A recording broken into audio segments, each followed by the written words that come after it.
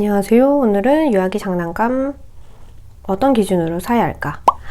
제가 선호하는 장난감 특징 몇 가지가 있는데, 이 소개하는 특징이 있는 장난감을 사야겠다 마음을 먹으면 아이랑 놀이를 할 때에도 어떤 놀이 목표가 생길 수 있어요.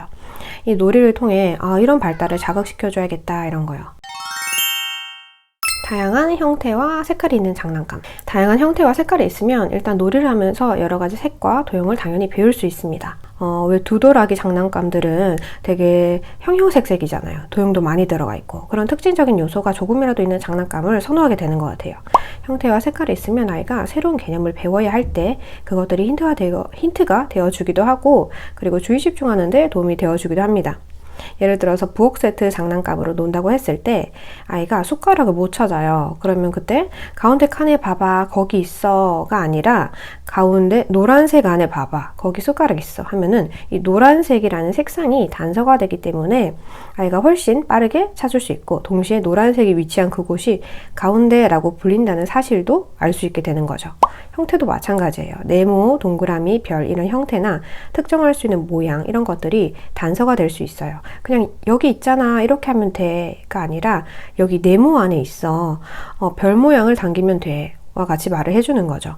이렇게 장난감이 가진 색과 형태를 이용해서 구체적으로 표현하는 것이 아이로 하여금 사물과 행동에 대한 이해 증진에 도움이 되기 때문에 같은 장난감이라도 좀 더 형태와 색깔이 있는 것을 선호해 주시는 게 좋습니다. 2가지 이상의 기능 있는 장난감. 장난감을 고를 때 최소한 2가지 이상의 기능을 하면 좋겠다 생각을 합니다. 물론 이게 대놓고 기능을 합니다 적혀있지 않을 거예요. 우리가 생각을 해봐야 되는 부분이에요. 이게 어려운데 대표적으로 여러 가지 기능을 할 수 있는 장난감이 벽돌 블럭이 있어요. 벽돌 블럭으로 무슨 놀이를 할 수 있을까 한번 생각을 해보세요. 이게 진짜 아이디어가 되게 중요한데, 일단 블럭이니까 쌓기놀이는 당연히 할 수 있겠죠. 쌓아서 집도 만들고 울타리도 만들고 할 수 있겠죠. 그러면 역할놀이에 활용도 할 수 있겠죠. 그리고 벽돌 블럭은 대부분 종이로 만들어져 있어요. 가벼운 특징이 있어요. 격파놀이로도 사용할 수 있게 됩니다.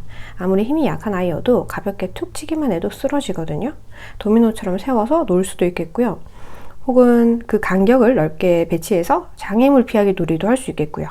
또 가볍지만 견고하기 때문에 벽돌 블럭을 밟고 올라가서 균형 잡기 놀이도 할 수 있겠고요. 기능이 정말 무궁무진합니다. 만약에 아이스크림 장난감을 산다고 했을 때도 이런 다양한 기능을 갖고 있는지 그 기준으로 구매를 할 수 있어요. 우선 비교를 해볼게요. 이거는 스쿱에 버튼이 있네요. 끼울 때는 그냥 사용하면 되지만 뺄 때는 스쿱 위에 있는 하얀 버튼을 눌러줘야 빠집니다. 아이스크림 빼기 위해서 하얀 버튼을 누르는 것만으로도 소근육, 손사용 연습에 도움이 될 게 예상이 되죠. 그리고 쌓기놀이도 할 수 있어요. 주의 집중과 균형 감각이 필요하겠네요. 또 아이스크림의 색상이 다양해서 무슨 맛인지 유추를 해볼 수도 있습니다. 아이스크림 장난감이니까 당연히 역할놀이도 되겠고요. 반면에 이 장난감은 똑같이 아이스크림 장난감이지만 스쿱이 그냥 대형 숟가락처럼 생겼어요. 손 사용이 조금은 단순할 수 있을 것 같고, 그리고 아이스크림에 벨크로가 붙어 있어서 그냥 뗐다 붙였다 하기만 하면 될 것 같아요. 영유아일 경우에는 이 정도 수준이 적합할 수 있지만 아동기까지는 기능이 너무 단순해서 사용하기는 어려울 것 같아요. 그리고 역할놀이는 물론 가능하지만 앞서 본 장난감보다는 활용도가 떨어지는 게 이제 보이게 됩니다.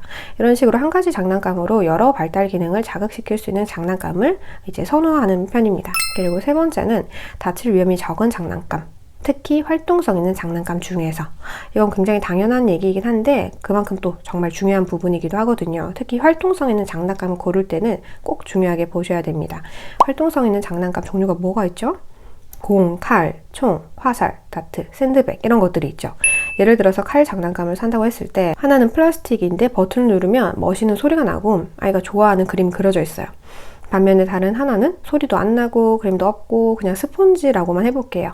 그럼 뭘 고를 것이냐? 저는 당연히 스폰지로 된 칼을 고릅니다. 왜? 다칠 위험이 적으니까.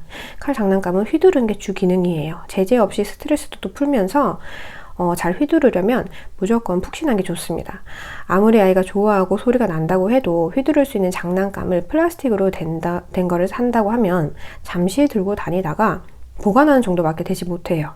아이들의 힘 조절도 어렵고 거리 조절도 어렵기 때문에 이런 활동적인 놀이를 했을 때 의도치 않게 피해를 주거나 반대로 피해를 받을 가능성이 높아집니다. 그래서 활동성 있는 장난감은 좀 더 신경 써서 안전한 소재와 안전한 디테일이 있는 것을 선호하게 됩니다.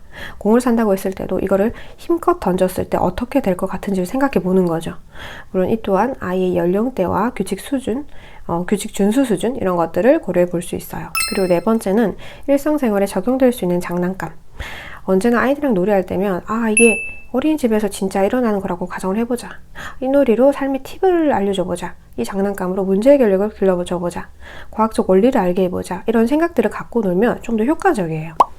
놀이들이 일상에서 응용될 수 있다는 생각으로 놀이를 하면 제 말과 행동에 좀 더 책임이 생기고 단순히 즐거운 시간 이상으로 아이도 저도 부담 없이 뭔가를 알려줄 수 있게 되거든요. 대놓고 교육을 하는 게 아니라 놀이라는 경험을 통해 배울 수 있기 때문이죠.